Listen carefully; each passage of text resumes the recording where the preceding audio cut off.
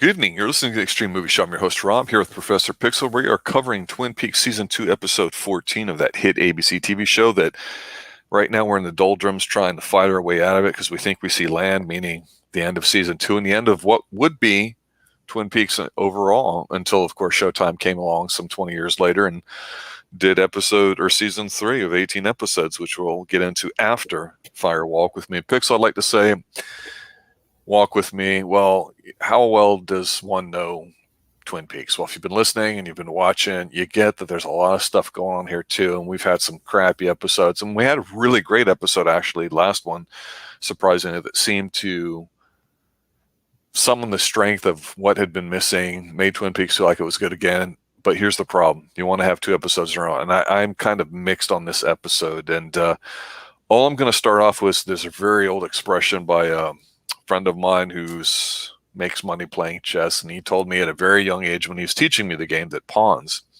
are the soul of chess, and nowhere is that more important than the starting scene. So I'll let you be White and go first. Oh, okay. Well, it's a little chess thing there too, sir. I know. I haven't played chess that much. I've played it a few times, but yeah, I know what you're saying. Do you know how to castle, sir? What? Do you know how to castle? Do you know what en passant is? If you don't... No, I don't know that. Well, that's chess terminology for the nerds out there, and let's just go ahead and begin for the nerds here for Twin Peaks. That's right. Getting right into this episode, it starts us off with blood, and we're pulling back, and we can see the man that we saw in the last episode at the end, who's clearly dead. He is there. He has this like gauze around his mouth, and Cooper slowly pulls it out and then pulls a chess piece from his mouth. And I believe it was a pawn in there. Hawk quickly comes in and says that no one saw anything. That's what he has to report. But Cooper knows the cause of death. He calls a stab wound in the direct location, how it was stabbed, and they pull up his shirt, and sure enough, it's there.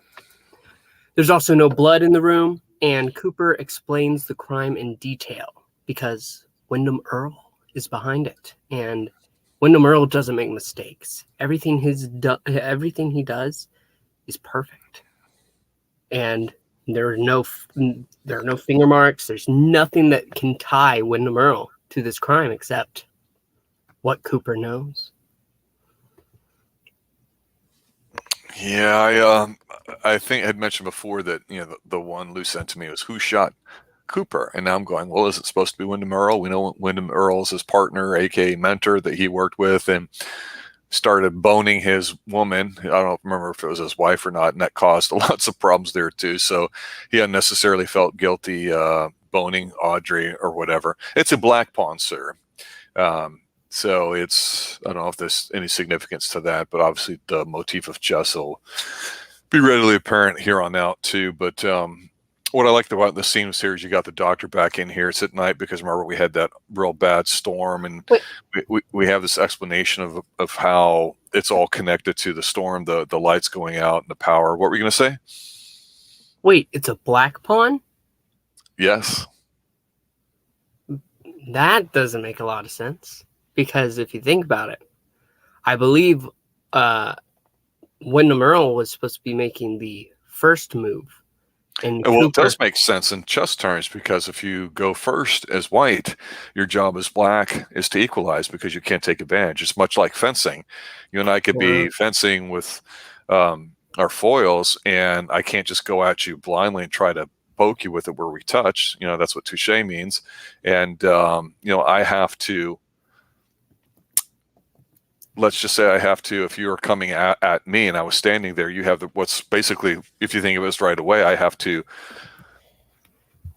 get rid of that before I can establish my right of way to attack and touch you. And it's like that in chess. Your job is black to equalize. And if you're white, typically, unless black's playing something really loose, you're going to get a piece first. So the black piece that he got, to me, represents the dead body of this person who we don't know who he is. That's an unknown too. I don't think we really made mention of it. Is that he's got like Coke barrel glasses on, those old school things, and we're like, okay, who is this guy? He's just nondescript. I don't know. We'll see. I don't even think they mentioned too much about it. But you're right. Cooper goes on a big Windom Earle rant about all these things. We're going, okay, we know he's going to be one of the more big pieces in here for the, pun intended, of the remainder of season 2 here. But we get this kind of interplay between Audrey going with Bobby and talking about her father's mental state, saying, hey, if you want to make a lot of money, you got to understand he's like this. And here's the thing about Bobby, when he's more of a jerk, he seems to be okay, but he definitely needs to be guided. He definitely respects his father. We've talked about that, even though there's not a lot of on-screen time, even though he's a flirty guy and all that. Audrey's not playing him, she's working him. She wants him to do certain stuff. Doesn't appear to actually be interested in him in any way whatsoever, other than to use him in terms of business. And that's what she's good at, but he takes direction like duck takes to water, as they say, and you can go, wow, Bobby's already being owned by her. So not much going on in this scene here either before we get to the horror scene of the episode. What was your take on Bobby and Bobby and Audrey? Yeah, no, I absolutely agree. Audrey is trying to get Bobby to pretty much work for her. And that scene where she's picking up the ice and saying he's going to just melt away. And Bobby, for once, doesn't feel like a complete schmuck, which is unbelievable because of the last episode where he was telling Shelly, I'm done. I've got my own life to live. He asks, as soon as Audrey says, Bobby, you're going to suck up to me from now on. He asks, what about Shelly? And Audrey says, what about Shelly? And I think that's a perfect transition to who but Shelly. You're absolutely right. It is a horror scene in this house. Where we left off, it seems this is a few moments after. Shelly is tucked away behind, I believe, the refrigerator, and she peeks over and sees Leo standing, and the lights are flashing. And as soon as it flashes, he's gone. And she's looking around, calling for Leo. Leo, are you there? And suddenly, while she's standing there, a jar of looks like grape jelly or something is thrown at her, and she's understandably terrified. We do get a flash from outside. We can hear her screaming, and we do see an owl that looks over towards the house. That's cool. But I really thought they were doing a good job at making it suspenseful. And at one point, she tries to make a run for the back door, and we can see the wheelchair slowly being moved, slowly. And as soon as she makes her run for it, the wheelchair's pushed and trips her up. She quickly tries to go get a knife, and Leo catches her. And at that point, it looks like it might be too late. After he tosses her against the wall, we finally hear who but Bobby returning home. And he's knocking on the doors. Shelly, come on. But then he hears Shelly screaming. And on the inside, we see Leo taking an axe, reminiscent of when he tried to kill Bobby with an axe. Yep. And slowly approaching Shelly. He says one line, I believe, during this, and that's "Goodbye, wife." Yep. Really funny. But that's when Bobby is finally able to come in, I believe, through the outside panel of the wall. And he keeps Leo away from Shelly, and Leo gets the upper hand, takes the handle of the axe, and he's holding Bobby up and keeping him there. And that's when Shelly gets the knife and really pulls a stupid move, stabs him right in the leg, and Leo he screams and walks away and escapes through a hole in an undeveloped wall. And I do have to say, when they're showing this shot and you can hear Leo in the background, it really does set up for the move they're going for. Yeah, it's done totally 80s style. Anybody that's grown up on 80s horror films, we've talked about several of them here on the Xtreme Movie Show. It's done well. I don't think horror is necessarily appropriate for Twin Peaks per se. It's better when it's more of a drama with dark stuff, more of a thriller. But in this case, it's enough where it makes sense, and it's a far cry from many episodes ago when Leo's spitting, baby food applesauce out, getting fed a bottle and yelling red shoes and making him look like a clown, even though we're getting teased. I do like how we've had a major character that from episode 1, season 1, where we think he's the initial bad guy that we think of. And he's basically done nothing for all this time, and now he appears again. I do kind of like that. It's been so long since we've seen him. I've talked about how their house, Shelly and Leo's house, seems to be a metaphor for their relationships. It's in a perpetual state of disrepair, fixing up, breaking down sort of thing. Don't know that really applies to necessarily anything else in Twin Peaks. I haven't really thought about it too much, but it's very apparent here when they're running around. That's a great setting for it, and it matches with what's going on, because the electricity's starting to come back on a little bit. When we cut away to Deputy Dumbass, as you like to call him, and Lucy. And there's not much to me to say about this particular scene other than, he's got his stupid little glove on and it flies off, sticks to the window next to Lucy, and they go to chat. And she gets pissed at both, Andy and Dick about Nikki, and basically saying that, they're no good. We need to get together and talk about it. I just like, whatever.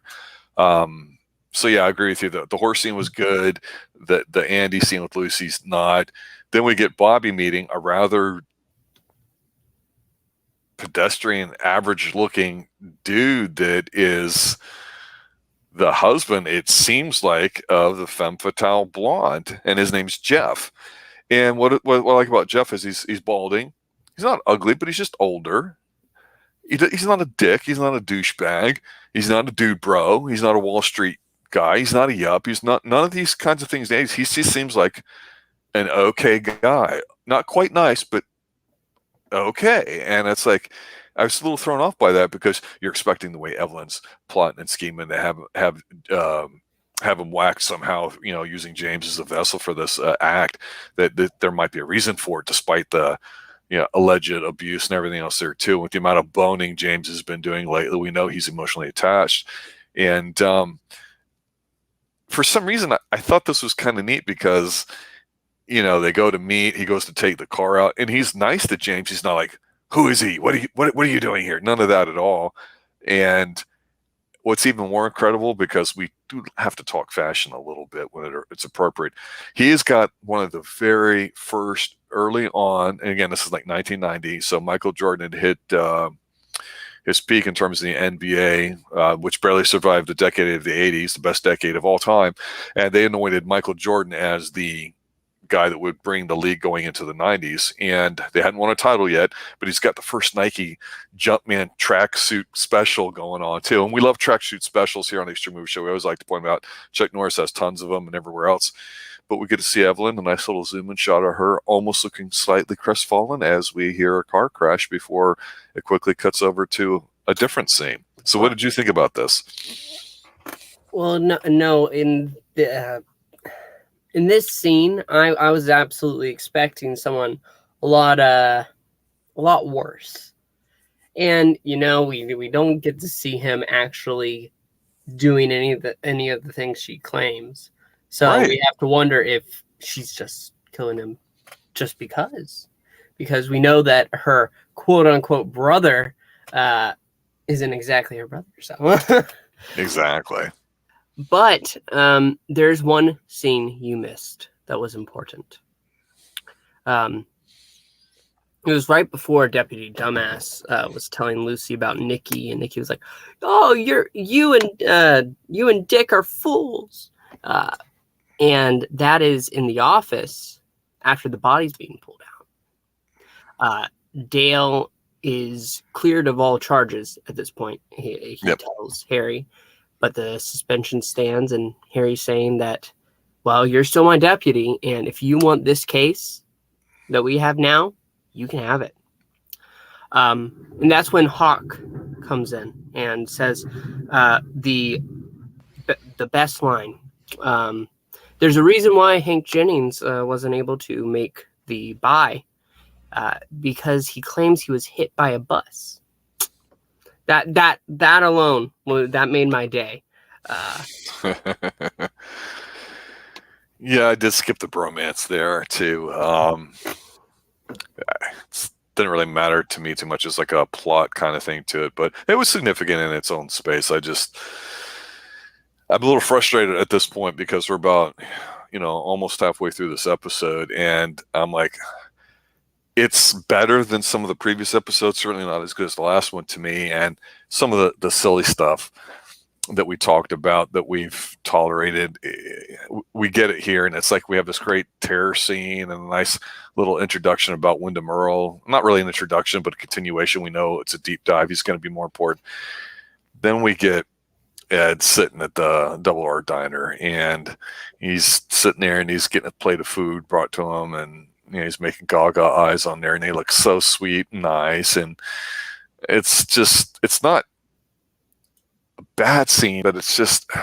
You didn't enjoy the conversation that he was having with Doc about Nadine wanting that's what I'm getting to, because I've tolerated the whole Nadine with adrenaline, and nobody were really worried about it. I've tolerated the fact that she's chasing a high school boy, and I said it would have been a great direction to go into if with Mike Nelson, no relation to Mystery Science Theater Mike Nelson, but if Mike Nelson said, okay, let's do it, it would have made more sense to me. But they're playing it safe here. But no,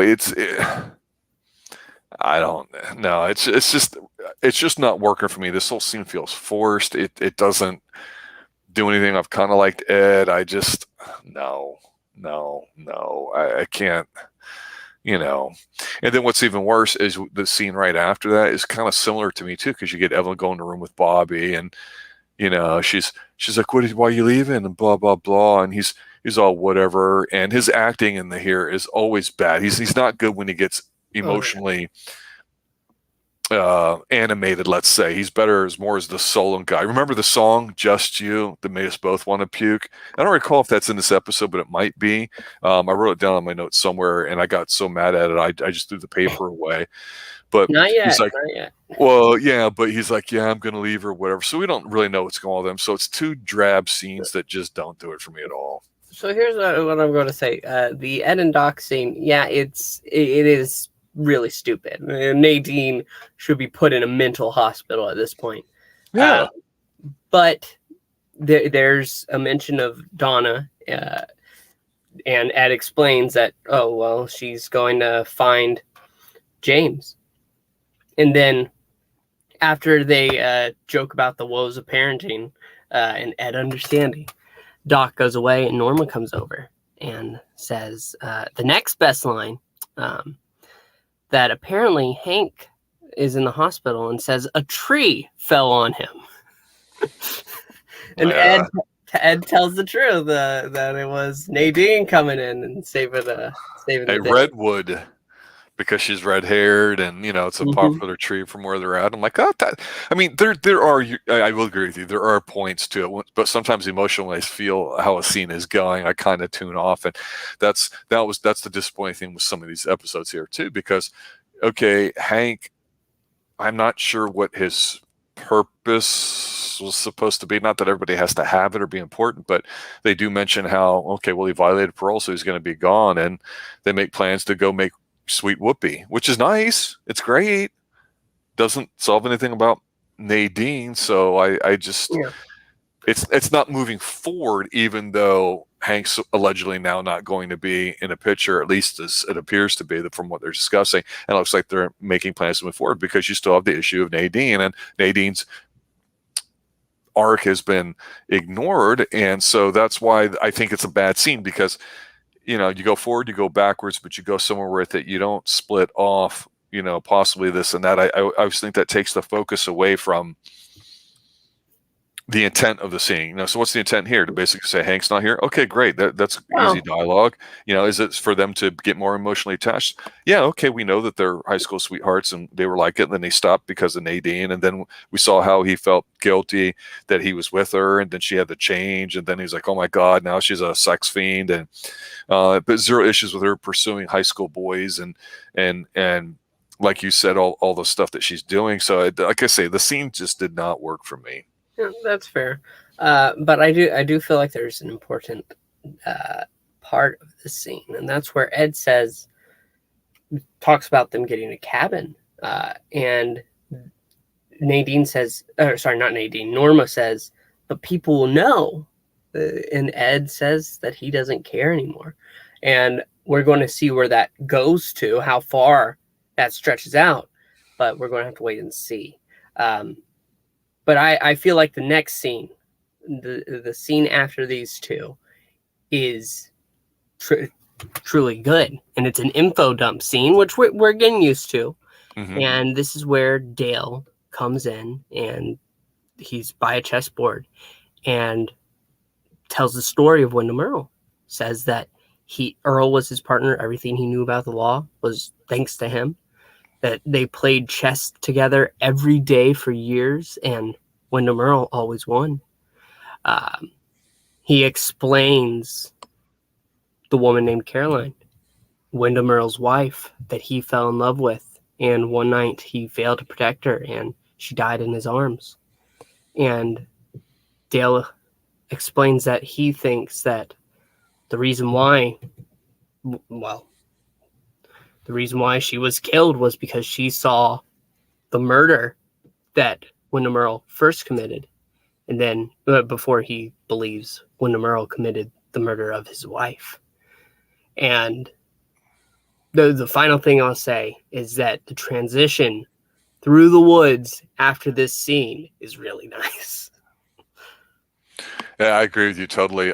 So while he's babbling on about how he screwed up, and we've heard this before, and he's just regurgitating it slightly different, that's okay. I get it. It's an info dump, like you say. I'm busy trying to look at the chess board and go, is that supposed to be a famous game, position, or what? Because the pawns are stacked early on, and the knight's out on the side. I'm like, well, that's not a French defense. It's not Alekhine's or whatever. I'm like, okay, so because usually if anybody's a nerd enough about chess, they do something like near to pop themselves. But I'm like, okay, it's not bad. But like I say, I'm getting to a point now with Cooper. I'm going, okay, I don't like Cooper when he's super emotional. I like it when he's kind of that philosophical guy we got to know that was a bit indifferent and showed flashes of insight that weren't always correct or right, but more inquisitive and in tune with the universe. And here he's acting like a little bit of a bitch, and he has been a bit. And it's like, what, are you still pining for some other dude's wife when you got Audrey here, knocking on your back door and wanting to sleep with you and everything? It's like, it doesn't suit Cooper's character, in my opinion. So I'm kind of like, Plus, I'm looking at the entire time going, what's coming to my consciousness is the fact that they've been upping their coffee game in the past few episodes, pouring lots of it, drinking lots of it, but it doesn't have the same feel as when they had coffee earlier, talked about it, and everybody would pop watching it because it's like, oh, coffee, Twin Peaks and owls. We get the owls bit, but the coffee, it's like, yeah, they're making it really prevalent that there's a lot of coffee and donuts, are even starting to come back a little bit, but they're not doing anything with it. And then you don't have to do something with it all the time, but it's like, I don't know. I just kind of want that to be better because you're right. The next scene I actually think is decent.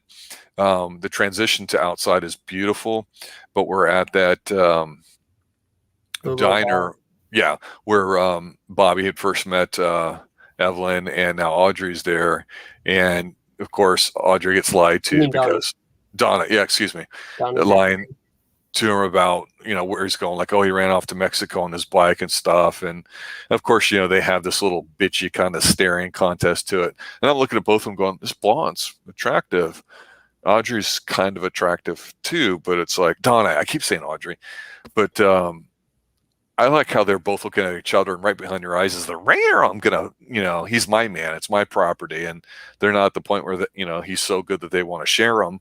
But I'm like, okay, I wonder why his vibe is so high. But then you get, well, it's just one of those things because I know what's coming later. You get angsty Bobby sitting there moping about his bike or whatever, and Yeah. it's just. And this is where the horrible, horrible song plays. Together forever. Oh, I hate it. Oh, God. It's on mute right now. Well, the next scene after that, all I'm going to say is I don't like it. I don't care for it. And I'll just rate it some things. This is the scene where Jerry's, his brother, comes from out of town because Audrey had been saying that, I'm calling him. And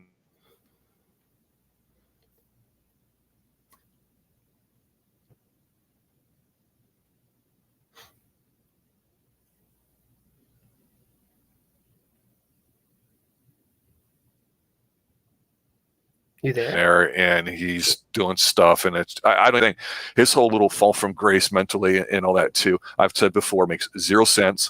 I'm going to bitch a little bit about the whole Packers sawmill thing here shortly, so I don't even want to say too much about it too. I'm not like give it to me then, because this scene take it. You take it. This scene is great, not because of Ben. It is going backwards from where we left him off in the last episode with Catherine.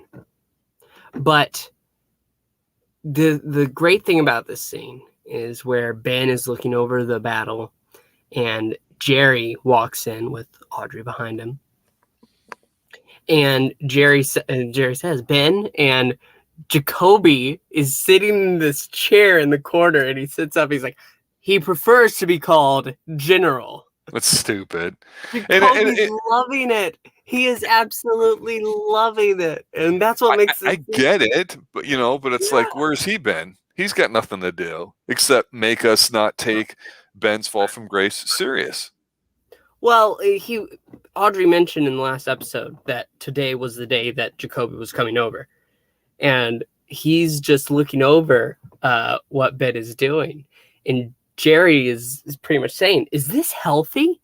And Jacoby is arguing that this is very healthy. He thinks that Ben can heal from this because with his own failures, he feels helpless. But if he can help the South win the Civil War, he will undo his own loss, and it should wake him up. And that's when Jacoby starts singing and Ben joins in. And this song is playing as we transition over the waterfall. I absolutely enjoyed the hell out of it. I did not. I'll just say that. I mean, it's...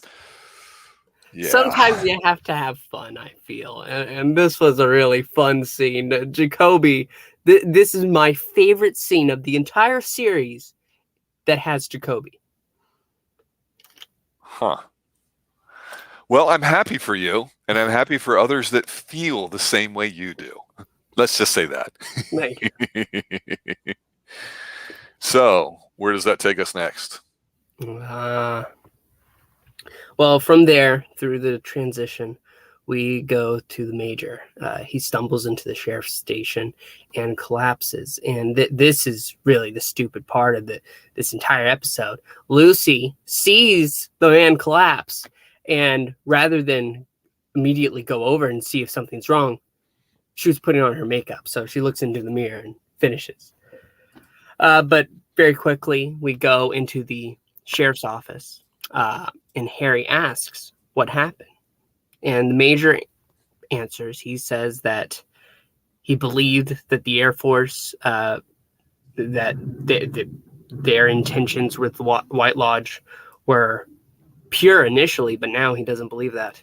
And feels that in his time away, that's where he was.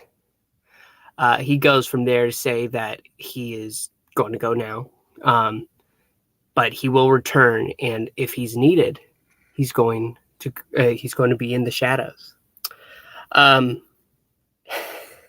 Sadly, after that, Andy comes into the room and says that he wants to show them something. And he pulls Dale and Harry into their conference room, basically. With And the plate of donuts, but they don't even acknowledge them. I know the donuts are just there, but that they're a little it's a sweet treat, and I'm sorry.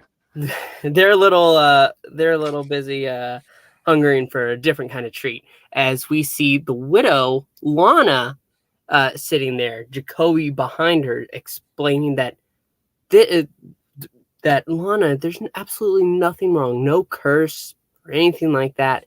She's just perfect, and you can see on their faces as they're like all doe-eyed looking at her. But it doesn't last long because Jacoby says that they're going to go bowling or something like that. And they leave, and that's when they hear a scream. Quickly, Andy and Dale and Harry go out, and they see the mayor, Dwayne, holding a shotgun and aiming it at Lana. And he says along the lines of... I'm going to shoot her. And Dale says, you two need to talk it out. You can shoot later. And Dwayne says, I don't want to talk. I just want to shoot. But eventually he agrees, and they go in the room. And they let him keep the gun, which is absolutely stupid.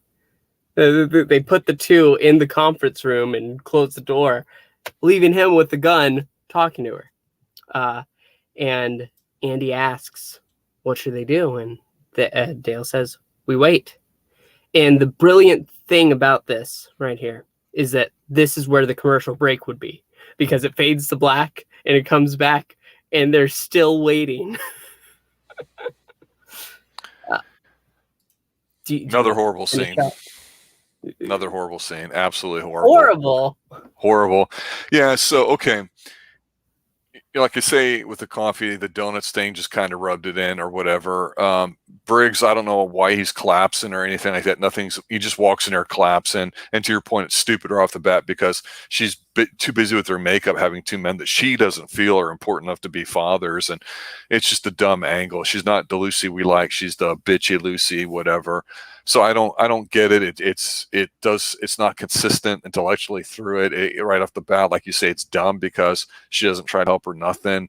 I don't get it. They're all drinking lots of water and talking and stuff. And as much as Briggs, when he comes up, he always steals the scene with his speech and his mannerisms as far as the way he talks. He's the one bringing this extraterrestrial verbiage to the conversation that might explain Mike and Bob, these ghostly spirits, which remember supposedly are on here, and they've alluded to many more.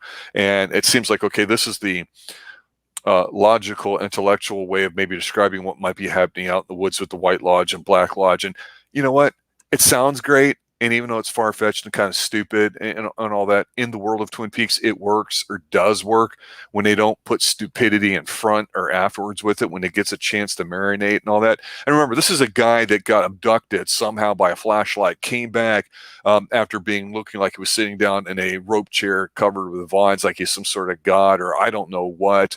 And then he appears in old World War I or II garb in front of his family. And nobody's mentioning any of this, right? So we've got all this goofy stuff.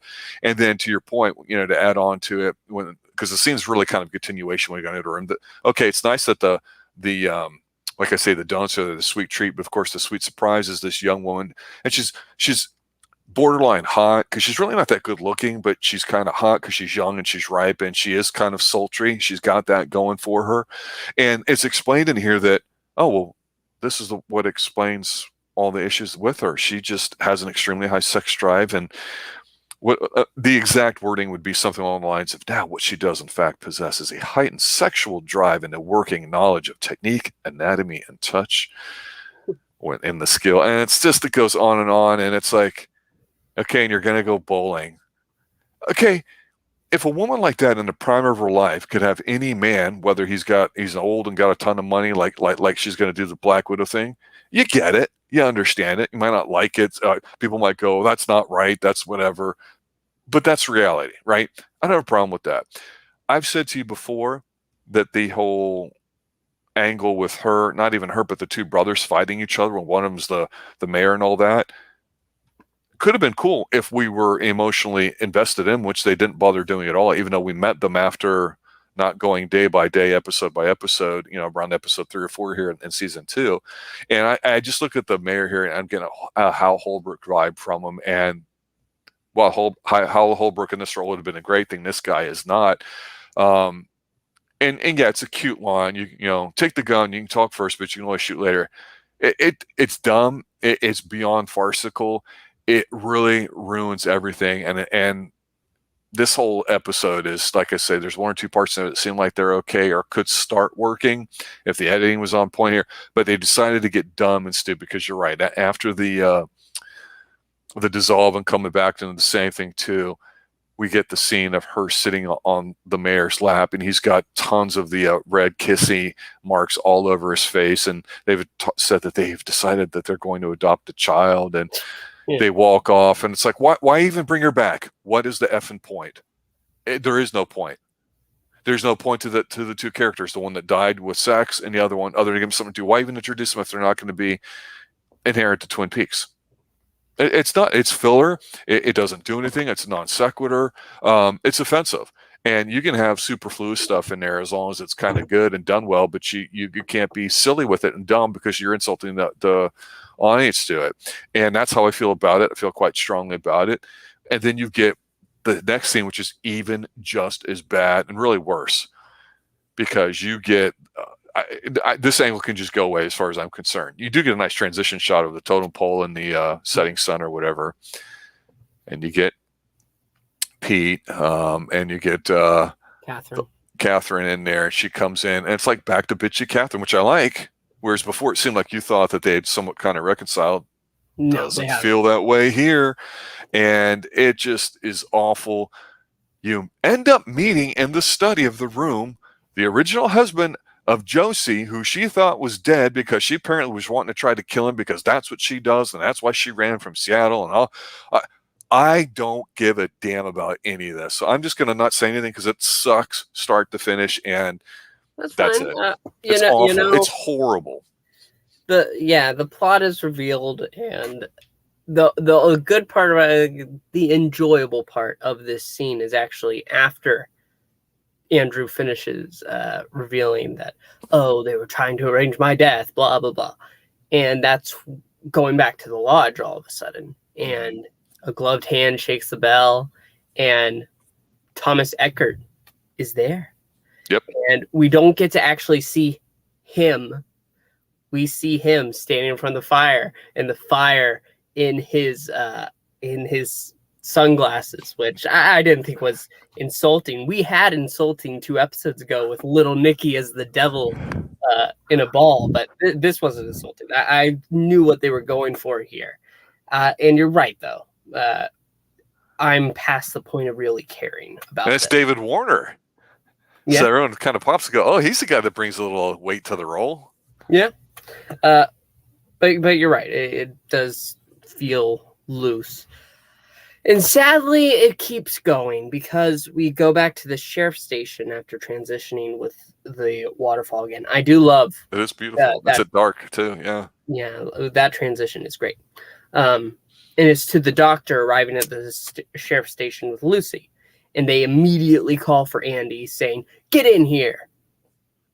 Thankfully, before we get to the whole thing that I also don't care about, Harry is talking to Dale and wants to show him something. Mr. Lee that we met forever ago, he's dead. It says Asian man killed. Yeah, it says Asian it's man funny. Killed. People, they might get pissed, but it's just sort of funny. It's like, oh yeah, it's a little loose end. And Cooper's there like, hey, if you tell me to drink coffee, I'll drink coffee. And it was neat because Cooper was holding a book of Tibet, like he was reading or something, which makes sense for him. I'm like, that was a nice little detail, but sadly, it doesn't last. Yeah. Get the doc with Andy and Dick there. And Doc says, Nicky did not kill his parents. Goes into how the story of Nicky's mother was an immigrant and assaulted by another immigrant and was going to raise the kid on her own, but then died at childbirth. His adoptive parents died in a terrible car crash, and somehow Nikki pulled them out of the car, even though it was on fire. But it was too late, and that's when Dick and Andy are bubbling with their tears all around, and there's a weird fly that goes around that. This makes no sense at all either. It's not a metaphor. It's not anything. It's stupid. I'm going, why is she holding a fly swatter? It's distracting. It is stupid. This scene, anything with Andy and Dick in it. The last episode, their scene was okay. It was actually funny, but this is just stupid. It really is. And I will agree with you. When they were together, they had something, and that's what we wanted to see a little bit more of, because we don't really like them as individuals. And I really don't like the whole angle with Lucy, but it would have been fun if these two guys were like, screw you, you be a single mom. We're going to go out partying. We're buds, because they're single men, and it would have been kind of funny to see them happen, and maybe her kind of, realize one of them might be nicer or whatever, because we still don't technically even know if she was pregnant or not, I guess. I mean, I'd have to think about it real hard. But yeah, she swats the fly, and it's a big bloody mess. And I'm like, okay, what's the point of that? It's just dumb. You get a little quick transition shot from that to Bobby, who's angrily packing his bag. And Evelyn comes in, and she's like, James, what are you doing? Are you leaving? Are you leaving? And he's like, yeah. She goes, is it because I'm married?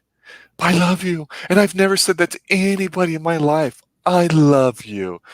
Yeah. And he just stops and he pauses dramatically. And she says, oh, Jeffrey's dead. The police are coming. Hurry, James, you got to leave. Because, in the, 2 or 3 hour boning session they had, he probably busted 3 or 4 nuts maybe or whatever with this married woman. And I get it. He's a young stud. He's got a nice bod, and she's not old. He sneaks out with the police all there, and the sirens are going off. And then there's sweet old Donna there hiding under the tree that says, come on, we've got to go. And it's only because of his boning prowess with women that he's able to extricate himself out of this very delicate predicament. And again, dumb, doesn't make sense. She was supposed to set him up, but it doesn't work. And it's not a big scene. Nothing really happens. Awful. I do want to thank you for saving this final scene, which is, I feel, really good. I do like this last scene. You are correct, sir. This is the best scene of the episode to me. But all I'll say about James is, it's absolutely stupid. A lot of this episode does have a lot of stupid stuff, but I guess after dealing with the episodes we were dealing with before the last episode and coming back, I'm at a high again, so a little decline is acceptable to me. I don't know. But we get the best transition with the purple skies through the trees and going through the woods. We see Leo walking through, and an owl flies towards him, but passes over. And the scenery is absolutely great. It's beautiful out there. Eventually, we hear a flute, and we assume that it's coming from this cabin that Leo sees. And Leo slowly approaches and opens the door and walks in, and we see a man with a gun. But he claims quickly to Leo to be a friend. He sets the gun down on a table that has a chessboard on it, and he's walking forward and saying, well, I can help you. You come in. I'll help you. What's your name? And Leo is actually able to answer. He said, I'm Leo. And when the man is like, oh, Leo, is it? As he's going over to the table, sitting down, he says, well, my name's Windom Earle. And that's when the wind blows the window open and snuffs out the candle.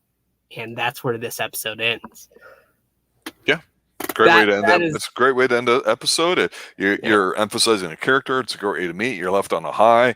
It's something that you go, ooh, I can't wait to see more, rather than some dumb, silly kind of stuff there too that wraps up some plot line. Because Yeah, for you, I get when you say that, you're a little bit on the high, so you can expect a little bit of a decline. That makes sense to me. I was irritated, but when I saw this, it felt different. Leah was always kind of, like we say, an intense individual. We see that Windom seems that way too. And Windom Earle seems like a smart guy too. And it's like, okay, we're going to see what's going on now. It makes me wonder if Wyndham's the one that shot Cooper or not, because we still don't know. But obviously this is going to be a big thing too. But overall, a strong way to end the episode. The horror scene in there, which I wasn't expecting, I thought was done well. There is stuff to like in this episode, but there's stuff that can irritate you too. And depending on who you like and what plot lines you prefer to follow or intrigue you, some people may enjoy it. And that's one thing I've always said about Twin Peaks that I like it as we're closing out here, is that you do get a lot of characters. You do get some silly stuff, and it's supposed to be silly for the most part. I know I got triggered on a few things that didn't work for me, but at least it's something worthwhile to talk about, where you're just like, yeah, F it, don't care. But I will simply say this, as we are wrapping up season 2, there's still going to be even weirder stuff going up. So overall, not too bad. I'm looking forward to discussing that with you next week. That'll be episode 15. So any quick final thoughts you have? Overall, I clearly enjoyed the episode more than you did. I wish I could have enjoyed it a little more, but as we're approaching the end, I'm going to take any win I can get. I think we've pushed past the slump, and I'm hoping that it keeps going up.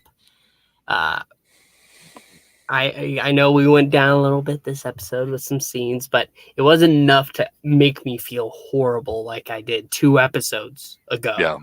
Yeah. So I hope we can ride this all the way to the season finale, feeling, at least me feeling this good about it. Yeah, and we'll talk about that a little bit. The whole David Lynch getting back involved to finish up season 2 at this point here, and the effects it may have on it, because I'm not sure exactly what point it came in, but I'm starting to feel like it's pivoting towards that. So until then, I'd like to thank everybody for listening, not just to Twin Peaks here on the Xtreme Movie Show, but all the other stuff that we do here, from 80s movies to action films to science fiction. And we've got some horror in there too. Not enough, obviously. Chuck Norris is a real big deal, but check us out. Listen to what you would like us to cover. We'll be sure to get right there on that. So for Professor Pixel, RDB, and everybody involved here at the Xtreme Movie Show, I'm your host, Rob, saying thanks for listening. As always, stay extreme. Good night. So long.